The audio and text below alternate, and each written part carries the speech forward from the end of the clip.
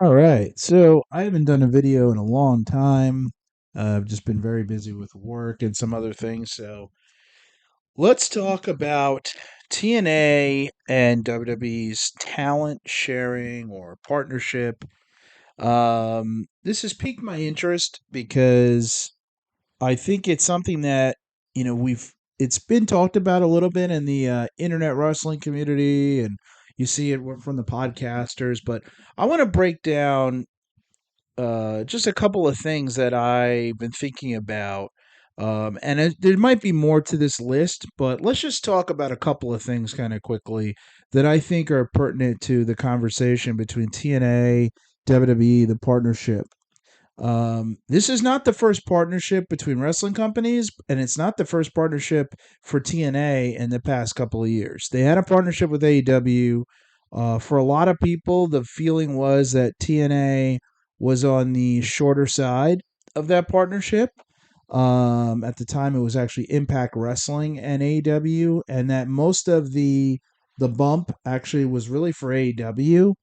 Um, I think this is the natural course of things when you have a larger company dealing with a smaller company. But the integrated storyline that ran through AW and Impact at the time was the World Heavyweight Championship uh, being moved over to Kenny Omega, and the fact that Kenny Omega won the AW title using an executive from TNA. Now, this is less about that relationship and this is more about the WWE's relationship with TNA. But I just wanted to point out that, again, this is not the first time that this company or any other company has done a partnership relationship. Um, when it comes to the TNA WWE relationship, I'm on the fence, honestly, as to whether this has been good or bad. I think overall, probably a good thing. Good for me as a fan. I think NXT is WWE's best show. And I think I root for TNA. I like TNA. I'm not an avid week to week watcher, but I'm certainly more interested now that there's this partnership because it extends NXT, and I think TNA is almost like an NXT light. And I don't mean that as an offensive thing, but I mean it as it is a similar program, similar vibe, similar pace, with now similar talent. But let's break down a little bit of the pros and the cons here. Now, I just like to point out because I hear this a lot in the podcasting world or the internet wrestling community and all this crap. I hear this all the time where people say, well, I'm the expert because I did this, and you're not the expert because you didn't do this. Having the same occupation does not make somebody the sole arbiter of right and wrong, truth and non truth when it comes to a particular subject matter. I was not a professional wrestler. This is my opinion about wrestling. This is my opinion about video games, as you get on this channel. I never developed a video game. Okay? Well, I guess that's not totally true. I partially coded once a game, but that was a little amateur project, not a real video game. But I still can talk about video games from my 30 plus years of playing video games and the fact that I play them still to this day and I have an opinion. Wow, novel concept, huh? I am a fan of professional sports. I did not play professional sports. I played football from middle school through high school. I played baseball. I played basketball. But I still have an opinion about all of these sports. Now, is it an educated opinion? At times, pretty educated. At times, fully amateur. But I still have an opinion, and there might be some validity to that opinion. On this channel and in my personal life, I've pointed out things where I've been right, and I've pointed out things where I've been wrong. I think I was right that the Mets should have called up Mark Vientos last year. Turned out to be good. Say the same thing about Francisco Alvarez the year prior. I am not a professional wrestler. I didn't work in the business of professional wrestling. I did not. I was once offered a job with a wrestling, I guess it would be considered a dirt sheet, to cover SmackDown. This is going back to 2000, I think 2008, 2009. And maybe it was even 2007, to be honest. I got this message directly from the person who ran the organization. I'm not going to name his name because I don't know if it would be rude of me to do so. But I can tell you it was a large wrestling dirt sheet. And at the time, I really was just still trying to figure out what I wanted to do work wise. I think if it was '07, I had an internship. If it was '08, I just graduated college. So I turned it down. That's as close as I got to working in the wrestling business. So no, I've never worked in the wrestling business and I've never been a professional wrestler. I took MMA, some martial arts, I played football. That's it. But here's the other thing. I hear people talking about the business of wrestling with and let's cut the crap here, okay? There are people who talk about the business of wrestling who have never balanced, okay, never balanced a budget, who've never worked in a real office, certainly have never even worked in an office of the wrestling company, but they talk about the business of wrestling. They only know their contract. They don't know anything about how the business actually works, especially a business like WWE, which is not some mom and pop little corner store wrestling company that does a show every 3 months at your local high school armory. We're talking about a large scale corporation. So a lot of people give an opinion about aspects of the wrestling business that they don't know anything about. But yet we sit here and we listen to them lecture us about what we can and cannot say. I'm not going to pretend to know what the wrestling locker room is like. I've never been in there. I'm not going to pretend to know what Vince McMahon thought, when he was sitting there at gorilla position. I also wasn't there at night when Vince McMahon was hanging out with Janelle Grant. But that doesn't mean that I don't have an opinion. A lot of these so-called experts, they don't have masters of business. I do. They haven't worked at a large bank. I have. They haven't worked in a management position in a corporate setting in the United States. I have. So does that invalidate their opinion? So just think about that for a moment. Now let's get down to it. NXT, sorry for the rant, but had to be said. Tired of hearing about that crap. Tired of it. And yeah, this is the Corner Arcade channel, and we focus on video games, wrestling, and anything else I feel like talking about. But make no mistake about it, bro. I could be a hater and I could get real mean, real nasty, real quick. So let's talk about it. So, what are some pros and cons of this relationship? Now, WWE is a publicly traded company. Okay, TKO, I should say, publicly traded. So we get access to some figures with WWE. We don't get that with TNA. TNA is owned by Anthem Sports, which is a subsidiary of Cygnus Corporation. Um, so we don't have all of the data. We get what we get from them, but that's not really as important. Let's talk about some pros and cons that we can get at a fan level. All right, number one, obvious pro to me is the free publicity. TNA is a smaller wrestling company than WWE. That's not disputed. Whether they are a second tier, third tier, that's somewhat subjective to the fans, but they're certainly not as big as AEW. I think they're bigger than the NWA. They're bigger than an Ohio Valley Wrestling.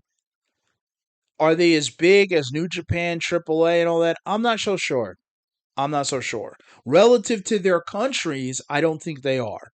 But relative to the American wrestling scene, I think TNA would be probably ranked number 3.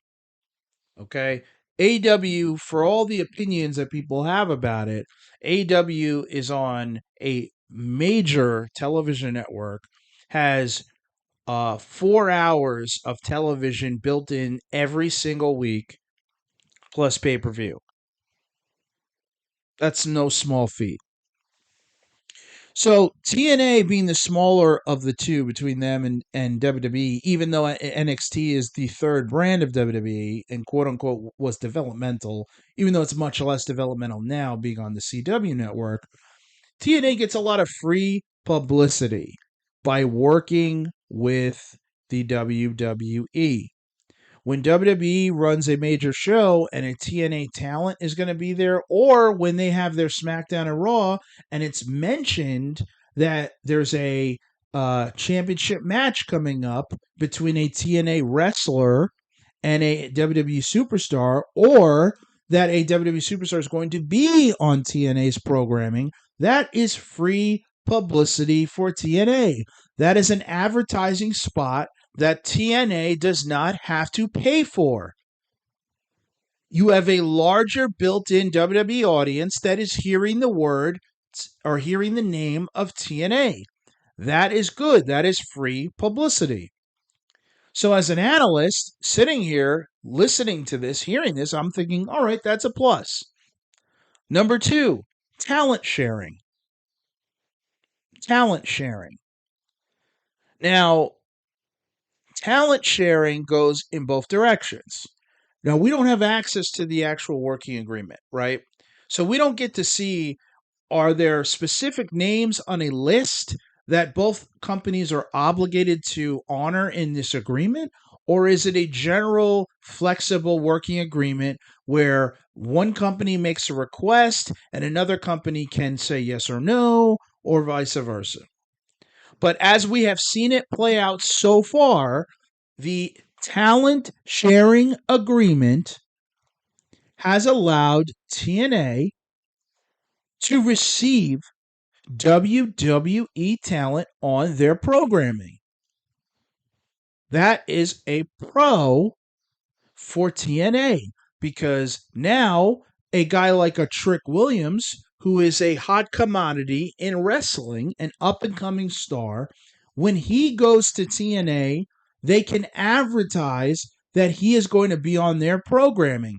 Fans will then check out the YouTube channel of TNA. They'll try to watch the programming on television if they get the channel.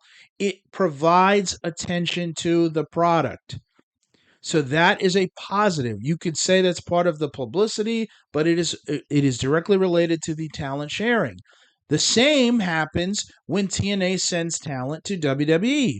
When Joe Hendry, who is a TNA wrestler, goes to WWE and shows up on their WrestleMania card to wrestle Randy Orton, even if it's for 2 minutes, that is a positive because that is TNA advertising itself on WWE programming on their biggest show of the year with many eyes on the product. So now you have talent sharing, which is not only bringing in talent that you're not paying for because they're not under your contract, but the guys that you are paying for are going on a larger platform and drawing attention to you.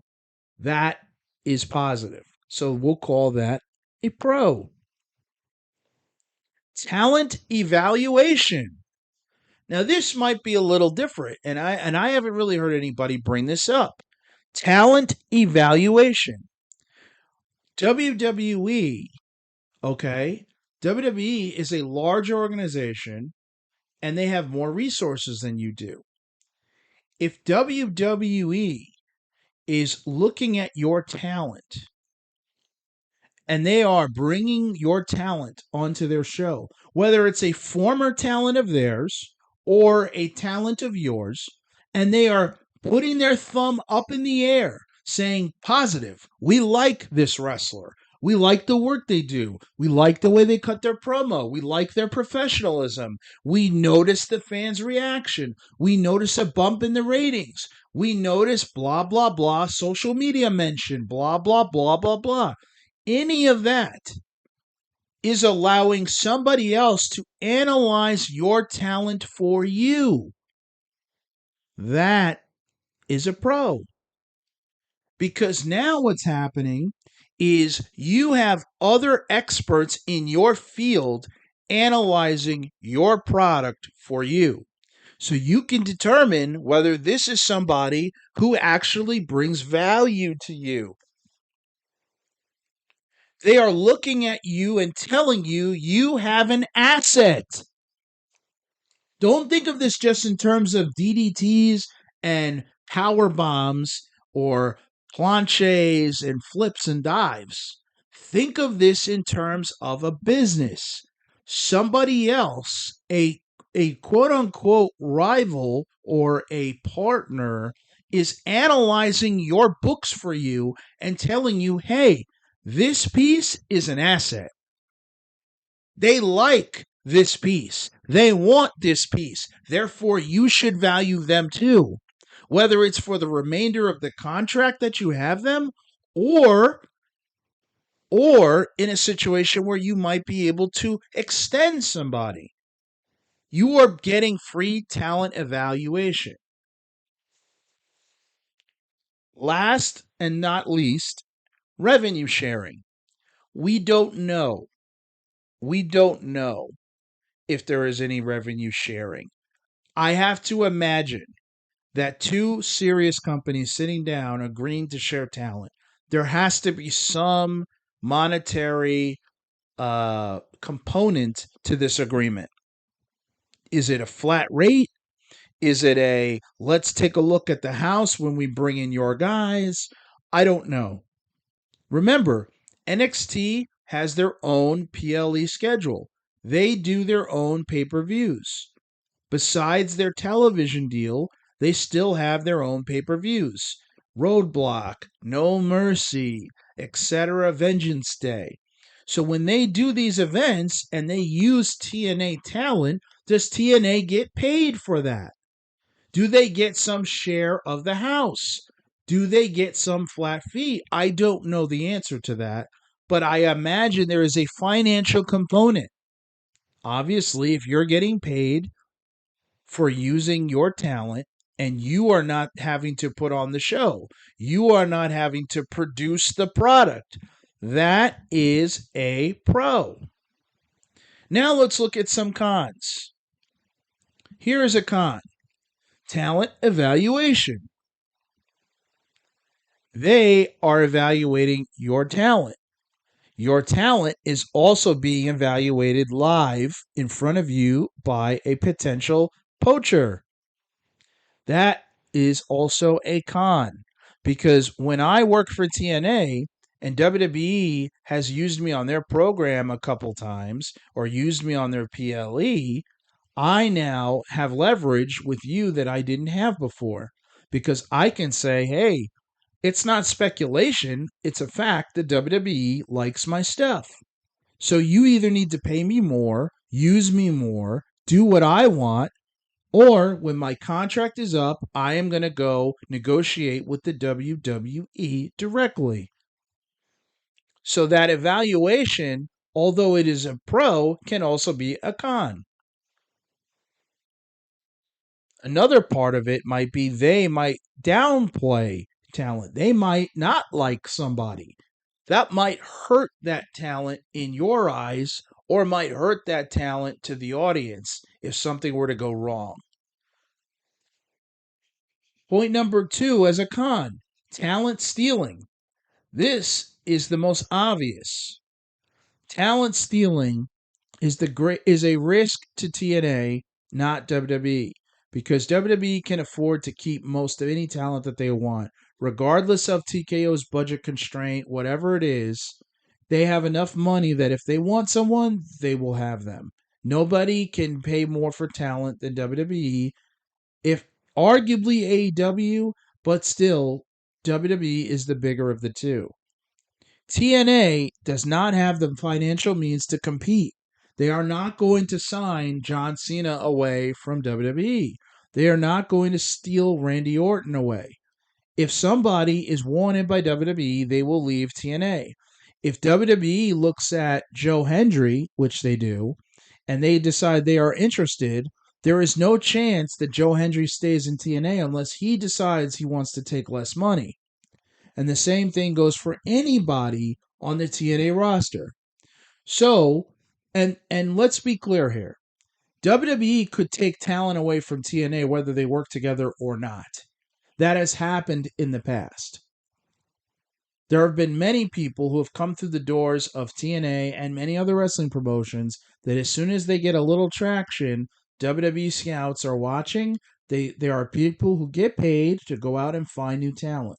So I'm not saying that they could necessarily protect themselves from this, but you are at the forefront of losing talent when you are literally putting them on the WWE's programming. So that's the most obvious. I think we all know that. Revenue sharing. Again, that's a question mark. That could be a pro, that could be a con. What is the con? Revenue sharing.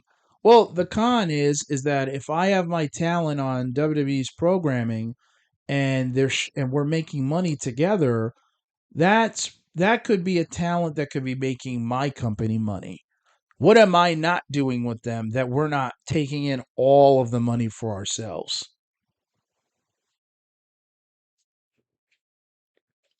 Okay. Last and certainly this could be least, frankly, and that's product controls. So this is a question mark because we don't have access to the working agreement. But we can speculate, and this is pure speculation, that when TNA is working with WWE, there has to be some, whether it's a direct influence or whether it's an indirect influence, there has to be some product control. What do I mean by that? WWE is a large publicly traded entity under TKO, correct? So TKO owns the WWE, they're publicly traded. There are certain things that TKO probably isn't willing to do on TV or wouldn't allow the WWE to do on TV.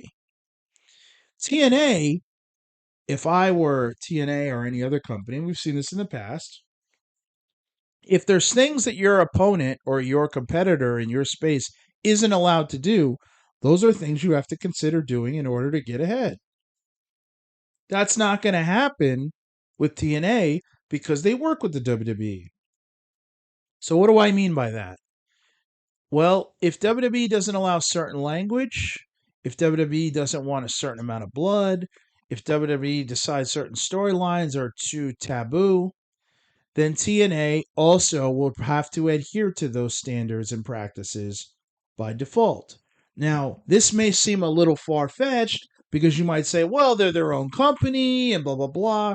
If you are TNA and you have this relationship and you value it, you are going to self police to ensure that you don't do anything that could potentially ruin the relationship with the WWE.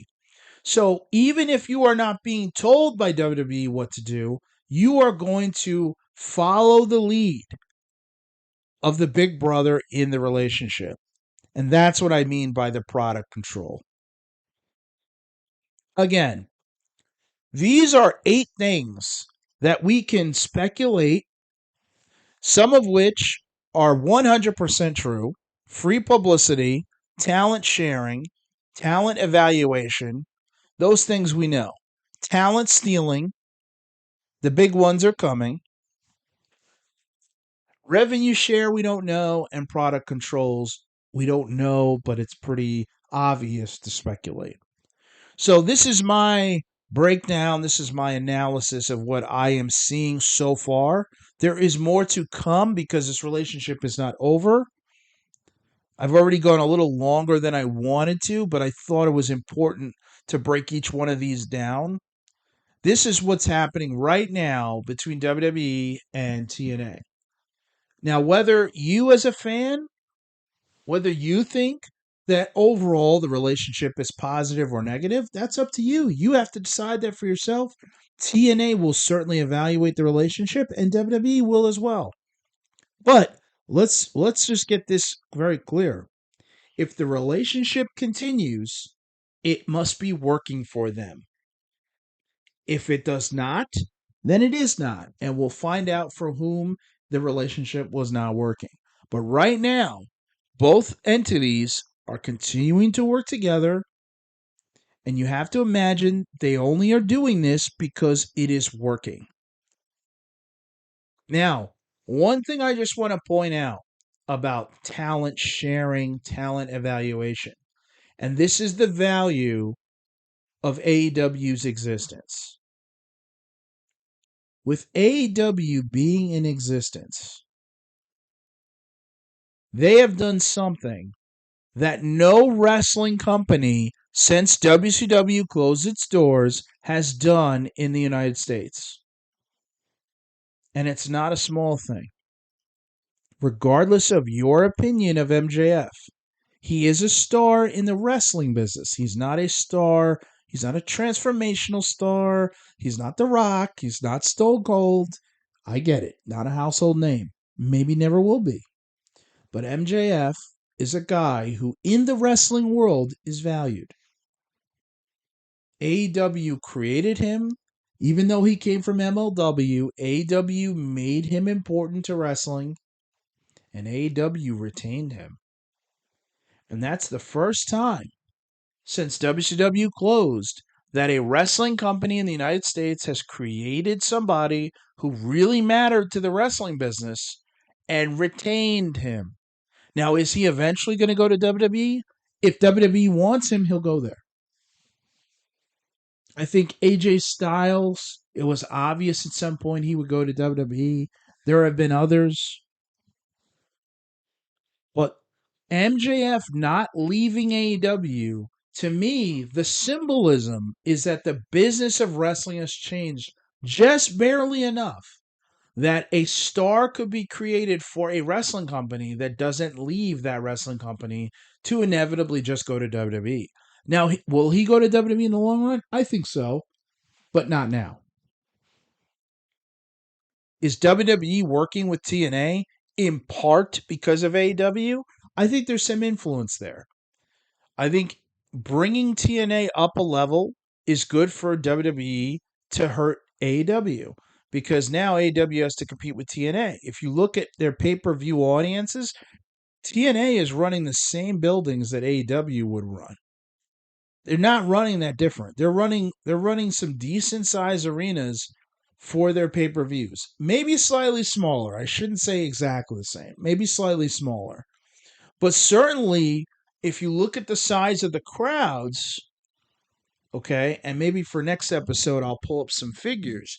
But TNA, it looks like they are starting to get some sizable crowds at their pay per view events in comparison to an AEW who had to go to smaller buildings because they were consistently not filling up the arenas that they were running before. If I am WWE, making AEW fight with TNA is good for me. So that's definitely worth noting. This is absolutely part of that strategy. And for anybody who thinks WWE doesn't pay attention to AEW, why are they running the same towns as AEW? They're consistently putting up their PLEs against AEW's pay per views. They're now running similar venues or similar cities, similar times, similar weekends. It's not a coincidence. They are actively following AEW, and it's a little strange to me because WWE is in the lead, but they are doing it to put down AEW. At the same time, they have TNA growing. That hurts AEW as well because the market for a second wrestling promotion for the fans that are not going to be able to watch three wrestling companies a week, it makes TNA a viable option, which means who does TNA take away from the most? Do they take away from AEW or WWE? Anyway, that's food for thought. As always, I appreciate your opinions. I appreciate any comments, any likes to the channel. I am going to resume doing some footage on video games, talking video games, and doing some stuff on wrestling as well, especially if there's something that comes to mind that I feel like talking about. It's been too long since I've added some content on this channel, and I want to get that going again. So any requests for games, whether it's for the Xbox 360, PS2. I do have on my emulator, I have some GameCube and Dreamcast, obviously the PlayStation 1, all that stuff, some Game Boy Advance. I'll be doing some more content here. It's just been a little while, so I want to make sure I get some content up on the channel. But it is a pleasure. And as always, continue to have fun in the corner arcade. Thank you, everybody.